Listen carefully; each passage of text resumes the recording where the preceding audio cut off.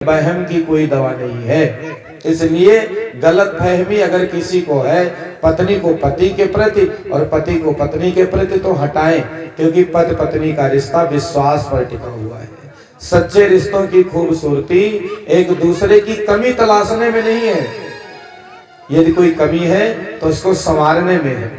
लेकिन पत्नी भी सारा दिन अंदाजती रहती है कि कोई कमी मिले इनकी कान पकड़ो, और पति भी तलाशता रहता है कि कोई कमी मिले इनकी कान पकड़ो। तो क्या कमी तलाशने के लिए दाम्पत्य जीवन दिया था भगवान ने? नहीं। दाम्पत्य जीवन इसलिए बनाया था कि मिलजुल करके एक दूसरे के पूरक बनकर रहे, कमी ना तलाशें और एक दूसरे को अपनी नजरों में गिरा और छोटा न समझे, तो दाम्पत्य जीवन चलेगा। शक संदेह करेंगे तो कभी दाम्पत्य जीवन में प्रेम रह ही नहीं सकता। इसलिए जब हाथ पकड़ा दिया है, हाथ पकड़ लिया है, तो भरोसा भी करो, विश्वास भी करो। नहीं तो यदि विश्वास नहीं होगा तो जीवन में कोई फल भी नहीं मिलने वाला है। विश्वासो फलदायका। और कहा जाता है कि गांठ जोड़ के पति पत्नी ने अग्नि का साथ फेरा लिया जिस दिन, उस दिन उनका देह तो दो है, देह दो है, लेकिन आत्मा एक निवास करती है।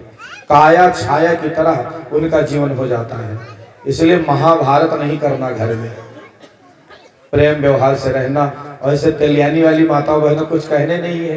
एक बहुत टेढ़ना बोली थी, पति से सब बिल्कुल अमृत तरह से बोलती हैं घर में, बड़ी। हाँ, ये झगड़ा बवाल करे उनके लिए।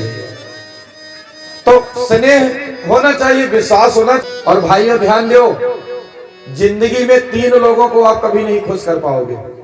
मुंडे भले खड़ा हो जाइए तब हो, 3 लोग कभी आदमी खुश नहीं कर सकता। 3 लोगों को, 3 आदमी जल्दी आपकी बात मानेंगे भी नहीं। और उसमें सबसे निकट कौन? अपनी पत्नी। पत्नी को समझाना बहुत कठिन है। इस गांव में ठीक है, दूसरे गांव में बड़ी समस्या है। सबका समझा लो, लेकिन अपनी पत्नी को नहीं समझा पाओगे। भगवान शंकर नहीं समझा पाए, लड़ जाती है मामूली मामूली बात पे। पत्नी कौन? जो हर बात पे रहे पति से तनी, भृकुटी विलास सृष्ट लय हुए। जो रहे पति पर तनी, खत्म करे उनके मनी, वही तो पत्नी। उन्हें नोट खर्च करे, उन्हें कहा के गुरना है।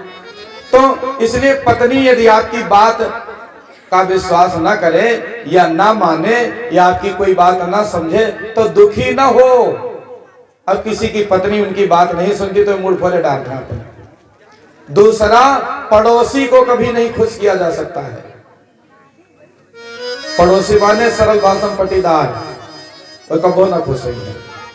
आप चाहे नोबेल पुरस्कार प्राप्त कर लोगे तो पटीदार गाली ही देगा। तेलियानी गांव तो सब ठीक है, लेकिन हर गांव में पटीदार बहुत महाभारत है, तो गाली ही देगा। वो कहेगा चिड़ती है, वो तो अपने लायक है। तो पटीदार को भी खुश करना बहुत कठिन है। तीसरा, अपने घर परिवार वालों को, अपने भाई बंधुओं को समझाना बहुत कठिन है।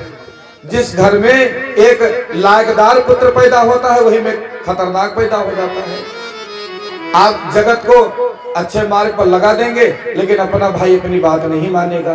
तो 3 लोग यदि आपकी बात न माने तो ज्यादा टेंशन नहीं लेने का, प्रसन्न रहो तो बात बनेगी। समझाओ, अपना कर्तव्य करो, लेकिन कोई माने या ना माने हमारा काम है बताना।